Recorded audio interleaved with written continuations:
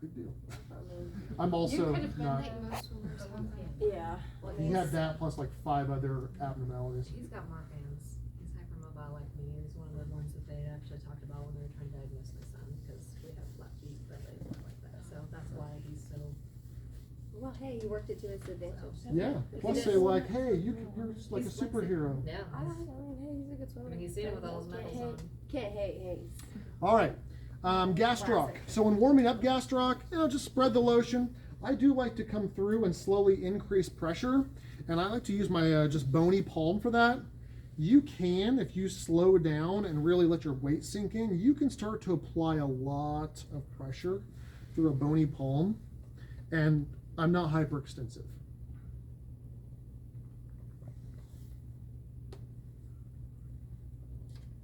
Are you leaning against the table? I have the table, my legs are actually on the table on both ends, but that's just based on my body length and where he's at. Where I'm at is going to vary based on him.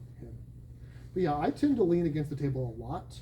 I do the I same mean, thing. why hold myself up if I'm already bought this table? It can hold me up for me.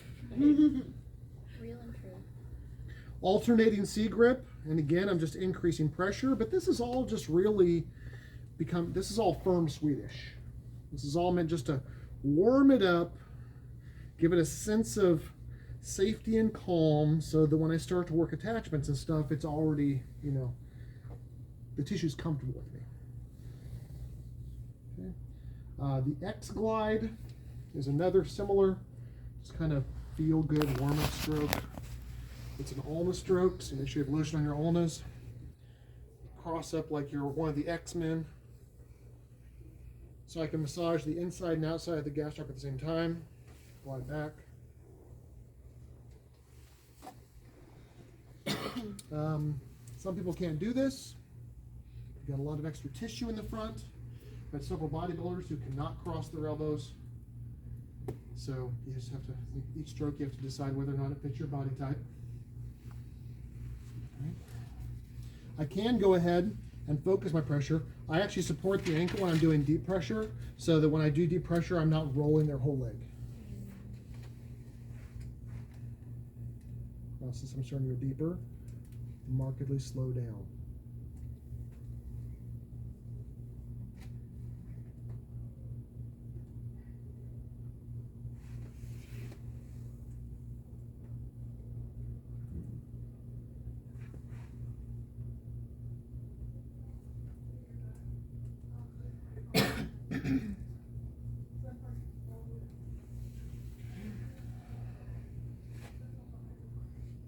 Notice when I come up, I'm spreading across the 2 heads. All right, we're going to come up and we're going to get the attachments here. I'm just going to pull these up just finished. Thank you. Cool. That's great. Okay, so I don't need to spread a bunch of lotion up here because I'm working on attachments, so all my work's going to be localized friction. Remember when we talked about working around the knee before when we were doing hamstrings? My work directly around the knee is almost all going to be vertical, not going transverse, because I don't want to go into the endangerment zone. So I can come up, I can trace up and feel, to be more specific here, I can just follow the muscle up, but I can just feel tibia, joint gap, femur, come to the back, and it's right there.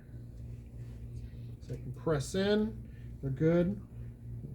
Friction down. So I'm frictioning inferiorly from the bone, from the bone, from the bone. Same thing on the lateral edge. Except when I'm working this lateral edge, I'm using 3 fingertips wide on his hand, on his leg. I'm actually over 3 separate attachment points.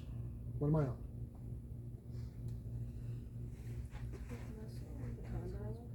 I'm on the posterior lateral condyle. Which 3 muscles attach along here?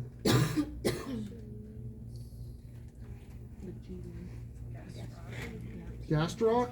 I didn't hear the first one you said. That's the one. Okay, gastrocnemius. The P. Yeah, The plantaris. It's another P one.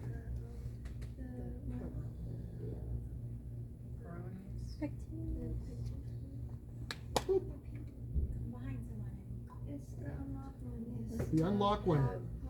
Popliteus, because we're in the popliteal space. It lays like this. So it goes from here over to here. So I'm working that. So that's a 3-for-1 attachment point. Okay? Alrighty, excellent. We're going to move down.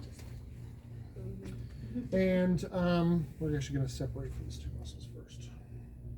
Let's do a little thumb glide. So my last and deep, really probably deepest stroke for gastroc is a deep thumb glide. I stack my thumbs. Once they're stacked, they stay. I drive my body. I'm going right up the Achilles tendon. Before the muscle splits, I have to split. And I go up the two heads. Again, my thumbs are just staying stacked, and I'm driving with my body. I do glide off before I get to the popliteal space. I don't want to cross the knee with my intensive thumb pressure.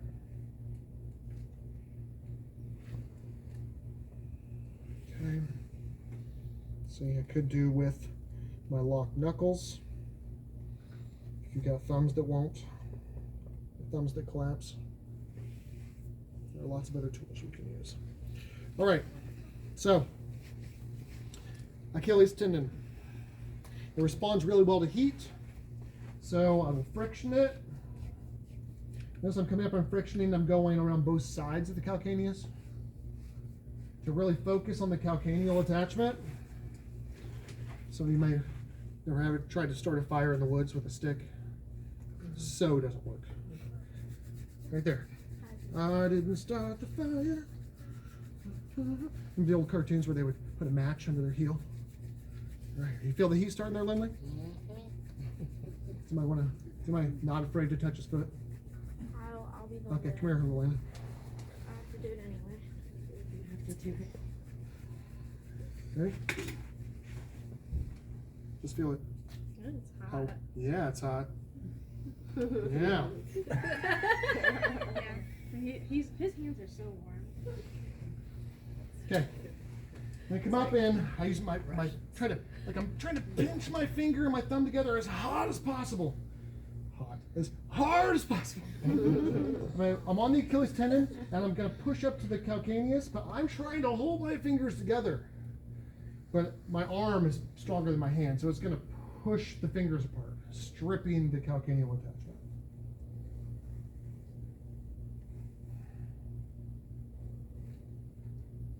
Okay. Little C grip, C grip, C grip. All right. Now we're going to move up to, as we talked about, the gastroc and soleus come together into the same tendon. So I'm going to follow that tendon. I got my hands on the side stacked like blades. I'm following that tendon until right here they're starting to separate. And I can actually go through and separate. So right here, this is gastroc on top, soleus below. I'm actually splitting them. The reason this matters. We talked about this in other body spots, like in the hamstrings. How they're pretty much always pulling the leg at the same time, so they tend to just get bound together because they're always working together, they're always stuck together. These guys are stuck right together, they're pulling together, so they tend to get bound together, fibrosed. Except remember, soleus has to work all the time and gastroc doesn't. So if you ever saw the Harry Potter actor, Daniel Radcliffe. Harry Potter. Well, I know, but There's like it's very vague how you said it.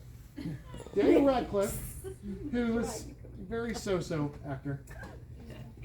His best movie ever, best acting, because he was dead the entire time. Swiss Army Man. You see Swiss Army Man? So he plays a dead body, a corpse, the entire movie. Which honestly does take a lot of skill to pretend to be dead the entire time. And then the other guy, I don't know who the other guy is trapped on the island with him. There's a reason in the olden days in prison gangs they would chain you to another prisoner. Because it was harder to get away if you had to drag that guy with you, especially if they shot that guy. And you had to haul him along, okay? So in this situation, we've got soleus that has to work all the time and gastroc that's only working partially. But if they get stuck together, soleus becomes less efficient because he has to pull Daniel Radcliffe's stupid dead body along with him. It's actually a pretty good movie. I strongly suggest it. Swiss Army Man. Daniel Radcliffe is the Swiss Army knife. Yeah. They use him to do things like start fires with the gas coming out of his So body. he acts on Oh my the God. knife. So he's the utility. Okay. He's a utility knife, yes, essentially. Okay. It's a little morbid, but it works. Anyway, back to this. We want to break up the fiber, so we're working along, and I'm just like when we separated a bicep from brachialis, we're separating gastroc from soleus, lifting them up. They should be separated in the belly. They share the same tendon, but bellies should not be bound together. All right. Once we do that, just like we shifted bicep to the side to work soleus, to work brachialis deep to it. I'm combining too many muscle names now. I'm shifting gastroc over so I can work on soleus. You feel a difference there?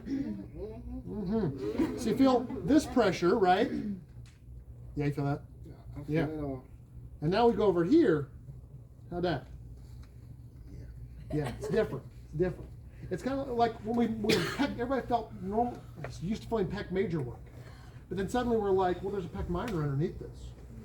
You never worked on him because he was hidden the whole time. But once you find him, you're like, there's a reason we left him alone. Oh, got it. Same thing here. I take gastroc, move it over, get into soleus right behind it. See right there, gastroc's just moving out of the way, and I'm on soleus behind him.